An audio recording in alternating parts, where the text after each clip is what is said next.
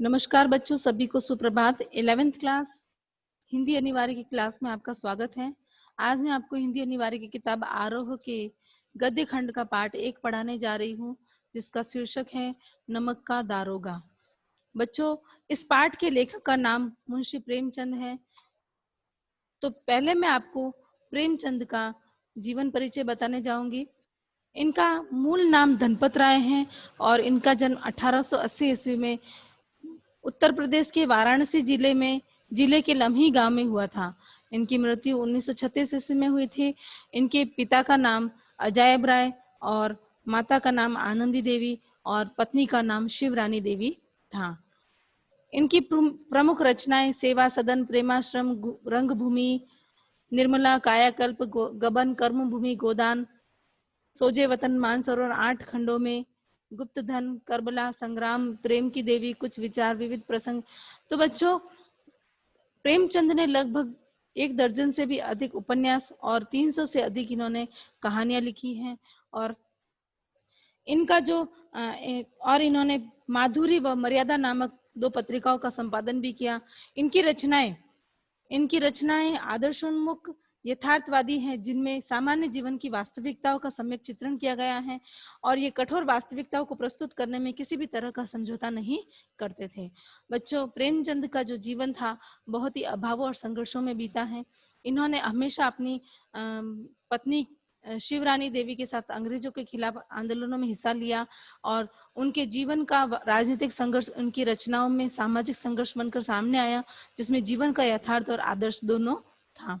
बच्चों, इनका आरंभिक कथा साहित्य कल्पना, संयोग और रोमानियत के ताने बाने से बुना गया है, लेकिन एक कथाकार के रूप में उन्होंने लगातार विकास किया और पंच परमेश्वर जैसी कहानी तथा सेवा सदन जैसे उपन्यास के साथ सामाजिक जीवन को कहानी का आधार बनाने वाली यथार्थवादी कला के अग्रदूत के रूप में ये सामने आए। बच्चों, आज जो हम कहानी पढ़ने जा रहे हैं उसका शीर्षक नमक का दारोगा है और ये प्रेमचंद की बहुचर्चित कहानी है, जिसे आदर्शोन्मुख यथार्थवाद के एक मुकम्मल उदाहरण के रूप में भी देखा जा सकता है।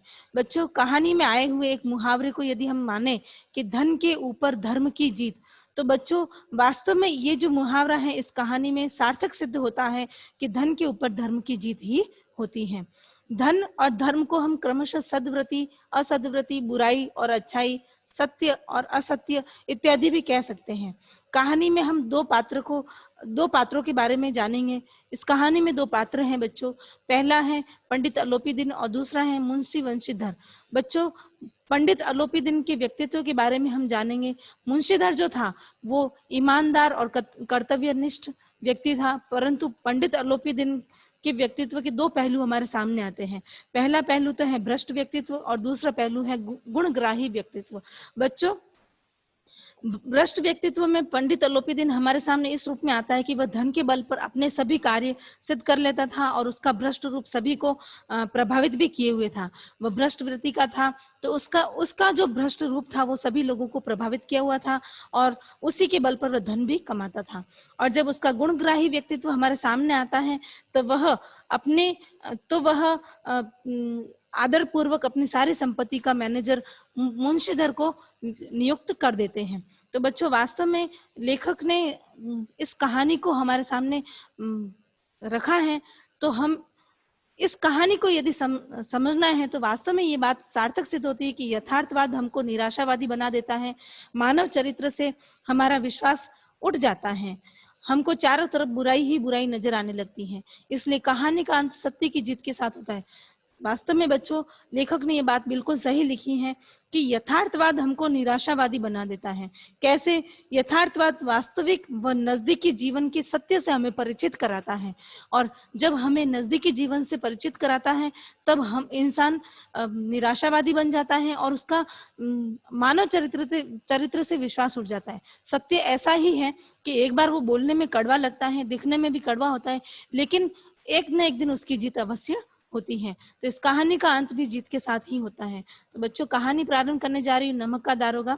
जब नमक का नया विभाग बनाया गया तो ये बच्चों, ये जो कहानी है ये उस समय की कहानी है जब नमक पर सरकारी नियंत्रण होता था। ये उस वक्त की कहानी है जब नमक का नया विभाग बना और ईश्वर प्रदत्त वस्तु के व्यवहार करने का निषेध हो गया, तो लोग चोरी छिपे इसका व्यवहार करने लगे। अनेक प्रकार के चल प्रपंचों का सूत्रपात हुआ। कोई घुस से काम निकालता था तो कोई चालाकी से। तो बच्चों, ये नमक उस समय की कहानी है कि जब नमक पर सरकारी नियंत्रण होता था, और सरकारी नियंत्रण यानी ये ईश्वर द्वारा दी हुई वस्तु है और इस पर भी सरकारी नियंत्रण था, तो लोग इसको चोरी छुपे इसका व्यापार करने लगे। तो उस समय कई प्रकार की धोखाधड़ी, छल प्रपंच, घूस, चालाकी, सब कार्य उस समय होने लगे। तो सभी लोग ये चाहते थे कि नमक की रखवाली करने का पद उन्हें मिले, यानी सरकारी पद मिले, दारोगा का पद मिले। तो इसके लिए, इसके दारोगा पद के लिए वकीलों का भी जी ललचाता था। बड़े बड़े जो कर्मचारी थे, बड़े बड़े जो सरकारी नौकरी वाले थे, वो भी चाहते थे कि हमें इस दारोगा पद पर निर्वाचित नियुक्त किया जाए। तो उसमें उस समय की बात है बच्चों, गांव में मुंशी वंशीधर को रोजगार की खोज में मुंशी वंशीधर रोजगार की खोज में निकलते हैं। तो उनके पिता भी बहुत अनुभवी पुरुष थे। मुंशी वंशीधर के पिता जो थे वो बहुत ही अनुभवी पुरुष थे। तो वो अपने बेटे को समझाने लगे कि बेटा देखो, घर की दुर्दशा कैसी हो रही है, हम ऋण से दबे हुए हैं, घर में बेटियां हैं, वो बड़ी हो रही हैं, और मैं कगारे का वृक्ष हो गया हूँ। यानी कगारे का वृक्ष यानी अब मेरी उम्र हो चुकी है और मैं कभी भी गिर पड़ूंगा, यानी मैं कभी भी जा सकता हूँ इस दुनिया से। इसलिए अब तुम्हें ही इस घर की सारी जिम्मेदारी संभालनी है, तुम्हें ही इस घर का घर नौकरी में ओहदे की, और घर तुम्हें इस घर को संभालना है। इस प्रकार से उनके पिता बहुत उन्हें समझाते हैं। उन्हें नौकरी मिल जाती है, मुंशीधर को दारोगा पद पर नौकरी मिल जाती है गांव में। तो वो उनके पिता उनसे कहते हैं कि तुम नौकरी का ही ध्यान मत देना, तुम ऊपरी कमाई का भी ध्यान देना, क्योंकि जो नौकरी का जो पैसा महीने का जो वेतन हमें मिलता है, वो तो पूर्णमासी की चांद के समान होता है। पूर्णमासी का चांद यानी पूर्णिमा का चांद पूरा होता है, और धीरे धीरे वो घट जाता है, और 15वें दिन वो अमावस्या में बिल्कुल काली रात हो जाती है। तो इसी तरह से उनके पिता भी उन्हें समझाते हैं कि वो पूर्णमासी की चांद की तरह होता है, और जो ऊपरी आय होती है उसी से घर खर्च अच्छे से चलता है, और हमेशा उसकी हमारी प्यास उसी से बुझती है। तो उन्हें उनके पिता उन्हें बहुत अच्छे से समझाते हैं, बहुत कुछ समझाते हैं। लेकिन मुंशीधर जो थे वो अपने पिता की बातों का वापस जवाब नहीं देते थे। वो बहुत ही आदर्शवादी पुत्र थे, और उपदेश जब उनके पिता ने उन्हें समझाया तो वो उनका आशीर्वाद लेते हैं, और वे उनकी बातों को ध्यान से सुनते हैं, और फिर वो घर से चले जाते हैं। जब वो नौकरी के लिए जाते हैं तो नमक विभाग के दारोगा पद पर प्रतिष्ठित तो हो गए थे, अच्छा वेतन भी आ गया था, ऊपरी आय का तो ठिकाना नहीं था। लेकिन वृद्ध मुंशी जी को सुख संवाद मिला तो फूले न समाये, महाजन कुछ नरम पड़े, कलवार की आशालता लहलहाए, पड़ोसियों के हृदय में शूल उठने लगे। लेखक बता रहा है कि जब उन्हें मुंशी वंशीधर को दारोगा का पद मिला, तो वो वहां से अपने पिता को संदेश भेजते कि मुझे नौकरी मिल गई है। तो उनके पिता बहुत खुश होते हैं। जब पिता खुश होते हैं तो वो उनके ऊपर जितना कर्ज था वो कर्ज भी चुकता होने लगा। धीरे धीरे घर में खुशियां आने लगी। लेकिन हाँ, लेखक बता रहा है कि वो प्रतिष्ठित हो गए थे, लेकिन वेतन तो अच्छा था, लेकिन ऊपरी वेतन का कुछ भी ठिकाना नहीं था। यानी कि मुंशीधर ईमानदार व्यक्ति था और वो ऊपरी वेतन नहीं लेते थे। अब उन्हें गांव में आए हुए कुछ 6 महीने से भी ज्यादा समय नहीं हुआ था, कुछ ही समय उन्हें हुआ था। सर्दियों के दिन थे, रात के समय मुंशीधर सो रहे थे, तो अचानक से उन्हें कुछ थोड़ी सी गड़गड़ाहट की आवाज आती है। दरवाजा वगैरह बंद करके वो सोने लगते तो उन्हें गड़गड़ाहट की आवाज आती है। तो वो कहते हैं यमुना नदी के किनारे ही, उन किनारे से थोड़ी ही दूर पर उनका घर स्थित था।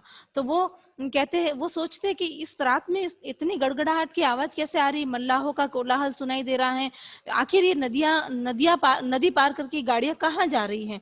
तो दारोगा जी उठते हैं, अपना तमंचा, अपना जो बंदूक जो था वो हाथ में लेकर घोड़े पर सवार होकर नदी के किनारे की ओर जाते हैं। नदी पर एक पुल बना हुआ था, वहां जाते हैं और वहां पर जो मल्लाह जो मछुआरे जो थे उनसे पूछते कि इस तरह से ये सब गड़गड़ाहट की आवाज और ये गाड़ियां कहाँ जा रही है। तो थोड़ी देर तक तो सभी मल्लाह चुप हो गए और सब आपस में कानाफूसी करने लगे। तो उन्होंने बोला, बताओ ये सब गाड़ियां किसकी हैं। तो सब मछुआरों ने कहा कि पंडित अलोपी दिन की गाड़ियां हैं। उन्होंने बोला, वंशीधर ने बोला कि अलोपी दिन कौन है। तो वो कहते हैं दातागंज के रहने वाले हैं। तो मुंशी वंशीधर थोड़े चौंक उठे। फिर पंडित अलोपीदीन अब लेखक बता रहे हैं कि पंडित अलोपीदीन जो थे वो इस इलाके के प्रतिष्ठित जमींदार थे। रुपयों का लेन देन करते रहते थे। छोटे बड़े कौन ऐसा, छोटा बड़ा कोई ऐसा व्यक्ति नहीं था जो इसका उनका ऋणी नहीं था। और अंग्रेज अफसर तो उनके घर पे रोज मेहमान बनते थे। इस तरह से मुंशी जी ने पूछा कि गाड़ियां जाएगी कहाँ। तो उन्होंने कहा कि कानपुर जाएगी। मछुआरों ने कहा, फिर उन्होंने बोला कि कानपुर जाएगी तो आखिर किस लिए जाएगी। दारोगा जी को थोड़ा वहम होने लगा, शक बढ़ने लगा, तो कोई कुछ उत्तर नहीं देता है, सब गूंगे से होकर खड़े हो जाते हैं। तो उन्होंने जब उन मछुआरों ने कोई जवाब नहीं दिया तो वंशीधर घोड़े पर सवार होकर जाकर उस गाड़ी के पास जाकर बोरे में टटोला तो देखा कि नमक के ढेर थे, तो उनका जो भ्रम था वो दूर हो गया। फिर पंडित अलोपीदीन के पास पंडित अलोपीदीन, अब लेखक बता रहा है पंडित अलोपीदीन के बारे में बता रहे हैं, बहुत ही सजे धजे रथ पर सवार रहते थे हमेशा, और आगे पीछे गाड़ियां घोड़े सब सवार रहते थे। तो एक आदमी भागता हुआ उनके पास आया, उनके पास किसी चीज की कमी नहीं थी, लक्ष्मी रुपया पैसा धन किसी चीज की कमी नहीं थी। तो एक आदमी उनके पास दौड़ा दौड़ा आया और उन्होंने कहा कि दारोगा जी ने हमारी गाड़ियां पकड़ ली हैं और वो आपको बुला रहे हैं। तो वो अपना पतली जो रजाई होती, लिहाफ जो होता है, उसे ओढ़कर वो जाते हैं। और पंडित अलोपीदीन ने हंसकर कहा कि सरकारी हुक्म तो हम जानते ही है न, सरकार को इस तरह से वो वहां जाते हैं, फिर मुंशीधर जी को प्रणाम करते हैं और फिर कहते हैं कि बताओ क्या बात है। इस तरह से वो उन्हें पूछते हैं, तो वो कहते हैं कि मुंशीधर को क्या कहते हैं अलोपीदीन की, ये तो हमारे घर का मामला है, आपस में निपटा लेंगे। मतलब ये कहते कहते वो कहाँ तक आते हैं, वो कहते कहते अपने जमालदार को कहते हैं, मुंशी वंशीधर जमालदार को कहते हैं कि बदलू सिंह तुम इन्हें हिरासत में लो। तो जमालदार उन्हें हिरासत में लेने के लिए जाता है, तो पंडित अलोपीदीन अचंभित हो जाते हैं, थोड़ा वो आश्चर्यचकित हो जाते हैं कि इस तरह से मुझे हिरासत में कैसे लिया जा रहा है। आज दिन तक किसी की हिम्मत नहीं हुई मेरे हाथों में हथकड़ियां बांधने की, गाड़ी वानों में भी हलचल मच गई। पंडित के जीवन में कदाचित ये पहला ही अवसर था कि उन्हें इस तरह से कठोर बातें सुननी पड़ी दारोगा जी से। और इस तरह से उन्होंने, फिर पंडित ने धर्म को धन का ऐसा निरादर करते कभी नहीं देखा था। पंडित ने कहा कि जो धर्म उनका, वो ब्राह्मण भी थे पंडित और उनके पास धन भी था, तो वो ये सोचते हैं कि जो धर्म, यानी दारोगा जी अपना धर्म निभा रहे थे, अपना जो सरकारी धर्म था कि कहीं भी कुछ गलत नहीं होना चाहिए, लोग रिश्वतखोर ना बने, तो वो अपना धर्म निभा रहे थे। तो उन्हें ऐसा लग रहा था पंडित अलोपीदीन को कि आज धर्म जो है वो धन पर भारी पड़ रहा है। इस तरह से आपस में बातचीत होने लगी, बहुत आपस में एक दूसरे से बातचीत होने लगी। फिर लेखक बता रहा है कि तो लेखक अब लेखक बता रहा है कि पंडित अलोपीदीन ने जिस सहारे को चट्टान समझ रखा था, वह पैरों के नीचे से खिसकता हुआ मालूम हुआ था कि उनका ये सहारा था धन, कि वो धन को हमेशा चट्टान की तरफ समझते थे, लेकिन आज वही चट्टान जो उनके पैरों के नीचे से खिसकती हुई जा रही थी। स्वाभिमान और धन ऐश्वर्य को कड़ी चोट लगी, किंतु अभी तक धन की सांख्यिकी शक्ति का पूरा भरोसा था। उनको बहुत ही कड़ी चोट लगी थी, उनके स्वाभिमान को, उनके ऐश्वर्य को, लेकिन उनके पास जो धन था उसकी सांख्यिकी शक्ति का पूरा भरोसा था। यानी कि वो धन बताएंगे तो शायद हो सकता है अगला वाला धन के लालच में आ जाए। इस तरह से वो उन्हें 1000 2000 करते करते 20,000 तक आ जाते हैं। तो पंडित अलोपीदीन उसे पैसों का बहुत लालच देते हैं वंशीधर को, लेकिन वंशीधर लालच में नहीं आता है। अलोपीदीन निराश होकर बोलता है कि वो आखिर में वो 15-20 हजार तक आते हैं, 25 हजार तक आ जाते हैं। तो वो निराश होकर कहते हैं कि इससे अधिक मेरा साहस नहीं है, मैं और कुछ नहीं दे सकूंगा। दारोगा जी से वो कहता है, दारोगा जी कहते हैं कि भले ही तुम 1 लाख दो, 2 लाख दो, कितने ही दे दो, मैं पीछे नहीं हटूंगा। तो अत्यंत दीनता से बाबू साहब को वो बोलते हैं कि ईश्वर के लिए मुझ पर दया कीजिए, मैं 25,000 में निपटारा कर लूंगा। अलोपीदीन बिल्कुल ही दीन भाव से होकर बोलते हैं कि मैं 25,000 में निपटारा कर दूंगा। तो बिल्कुल वंशीधर जो थे वो बिल्कुल इस बात पर नहीं मानते हैं, और इस तरह से 40,000 भी नहीं, 40 लाख भी नहीं, असंभव। इस तरह से बदलू सिंह को कहते हैं कि तुम इस आदमी को हिरासत में ले लो, मैं अब आगे एक भी शब्द नहीं सुनना चाहता हूँ। तो धर्म ने धन को पैरों के तले कुचल डाला। इस तरह से लेखक बता रहा है कि दुनिया सोती थी पर दुनिया की जीभ जागती थी। सवेरे देखिए, लेखक ये बताता है कि दुनिया सोती है लेकिन उसकी जीभ जागती है। अर्थात जैसे ही सवेरा हुआ तो लोग आपस में कानाफूसी करने लगे, लोग सोचने लगे, लोग आपस में बातें करने लगे कि जिस इंसान के पैरों तले पूरा संसार था, यानी हमारा जो पूरा गांव था, वो इंसान आज हिरासत में है। कुछ लोगों ने तो सोचा कि मानो संसार से पापी का पाप कट गया। लेकिन जैसे दूध बेचने वाला है, रोज नामचे वाला भरने वाला है, कुछ लोग तो ये सोच रहे थे, लेकिन जो साहूकार, सेठ, वकील, पुलिस जो थे, वो सब ये सोच रहे थे कि आखिर पंडित अलोपीदीन को हिरासत में कैसे ले लिया गया। इस तरह से सब सोचने लगे। आखिर एक दिन वकालत हुई, कुछ वकील आए, केस की सुनवाई शुरू होने वाली थी, अदालत में लेके गए उनको। तो पंडित अलोपीदीन को जब अदालत में लेके गए तो बहुत ही हाँ ना करते करते आखिर पंडित अलोपीदीन के विरुद्ध कोई भी प्रमाण नहीं दिया, क्योंकि कोई उस इंसान के विरुद्ध नहीं बोलना चाहता था, क्योंकि उस इंसान के पास पैसों की ताकत थी और पैसों की ताकत पर वो बहुत कुछ करता था। तो इस तरह से लेखक बता रहा है कि लेखक कह रहा है कि पंडित अलोपीदीन के विरुद्ध दिए गए प्रमाण में निर्मूल तो पंडित अलोपीदीन के विरुद्ध दिए गए प्रमाण निर्मूल और भ्रमात्मक है। तो जब ये बात वकीलों ने सुनी तो वकील बहुत खुश हुए। पंडित अलोपीदीन मुस्कुराते हुए बाहर निकले और उनके जो अपने लोग थे, उनके जो स्वजन थे, उन्होंने रुपयों की लूट यानी रुपए लुटाए उन पर। इस तरह से आखिर दारोगा जी निराश हो गए।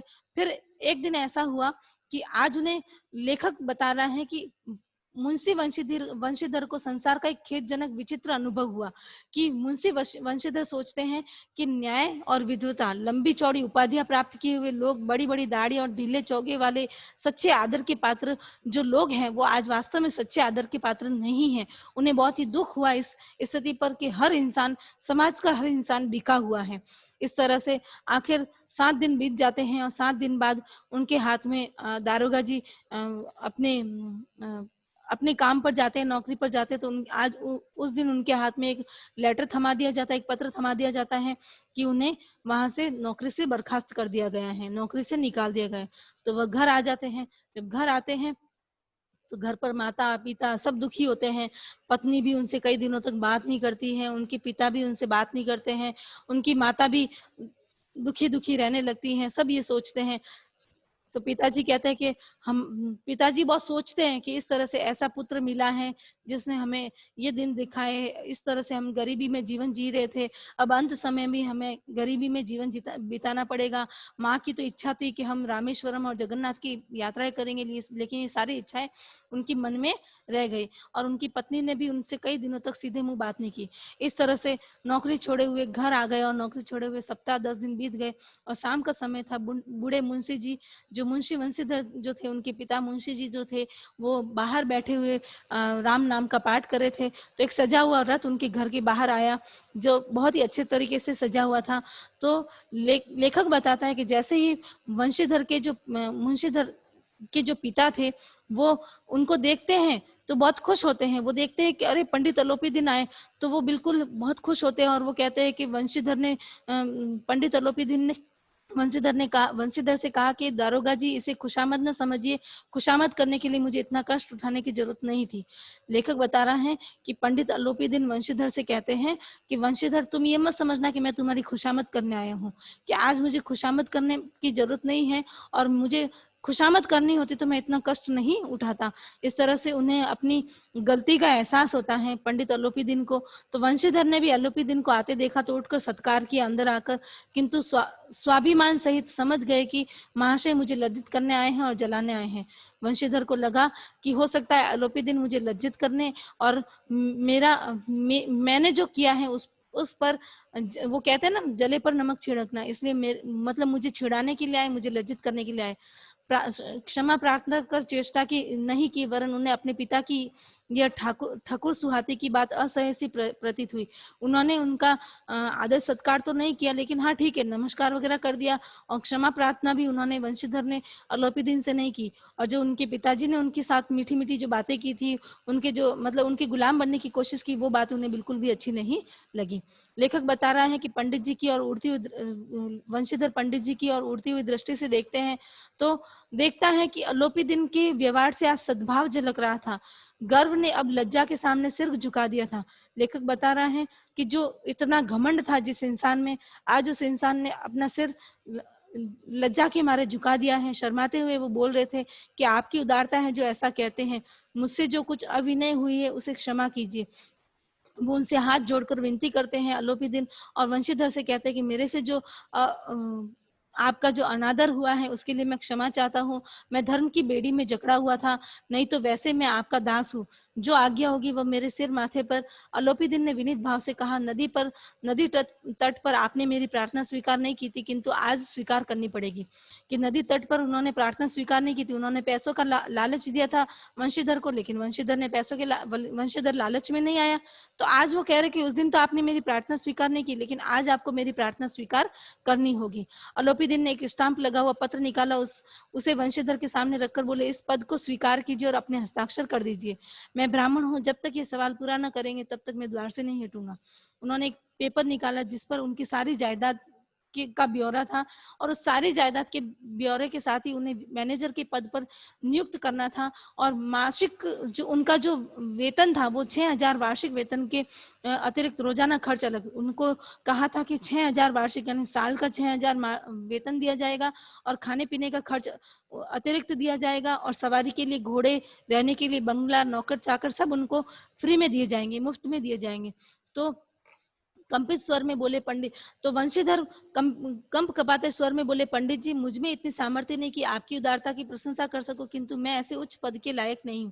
उन्होंने वंशीधर ने फिर भी उदारता हुआ दिखाते हुए पंडित अलोपीदिन से कहा कि पंडित जी, मैं आपकी उदारता के लायक नहीं हूं, और मैं आपकी प्रशंसा तो कर सकता हूं, लेकिन मैं इतने बड़े पद के योग्य नहीं हूं, मुझे ये पद मत दीजिए। तो पंडित अलोपीदिन हंसकर बोलते हैं कि मुझे इस समय अयोग्य मनुष्य की जरूरत है। वंशीधर ने गंभीर स्वर में कहा, यो मैं आपका दास हूँ, आप जैसे कीर्तिवान सज्जन पुरुष की सेवा करना मेरे लिए सौभाग्य की बात होगी।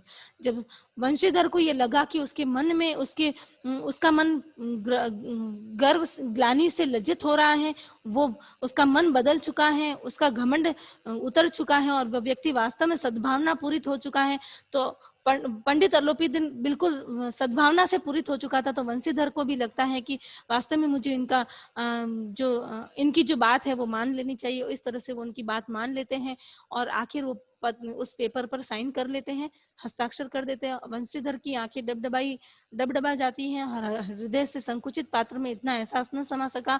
एक बार फिर पंडित जी की और भक्ति और श्रद्धा की भाव से देखते हैं, और कांपते हुए हाथ से मैनेजरी के कागज पर वो हस्ताक्षर कर लेते हैं, और पंडित अलोपीदिन ने उन्हें प्रफुल्लित होकर गले लगा दिया। बच्चों, हमें इस कहानी से शिक्षा मिलती है कि देखिए बच्चों, आज के भ्रष्टाचार और रिश्वतखोरी के जमाने में वंशीधर जैसे कर्तव्यनिष्ठ चरित्रवान व्यक्ति अपने धैर्य, बुद्धि और आत्मावलंबन के सहारे ही अपने जीवन पथ पर चल सकते हैं, क्योंकि आज के अर्थ प्रधान युग में चारों ओर भ्रष्टाचार व्याप्त हैं, और वे सब अपनी ओर आकर्षित करते हैं। इस आकर्षण से ईमानदार व्यक्ति धैर्य, सुबुद्धि और स्वावलंबन से अपने आप को बचा सकता है। तो हमें भी पंडित अलोपीदिन के समान न बन के हमें मुंशी वंशीधर के समान बनना चाहिए, जिससे हम अगले वाले की जो धन का जो दर्प है उसको हम समाप्त कर सके। धन्यवाद बच्चों, ये कहानी इधर ही समाप्त होती है।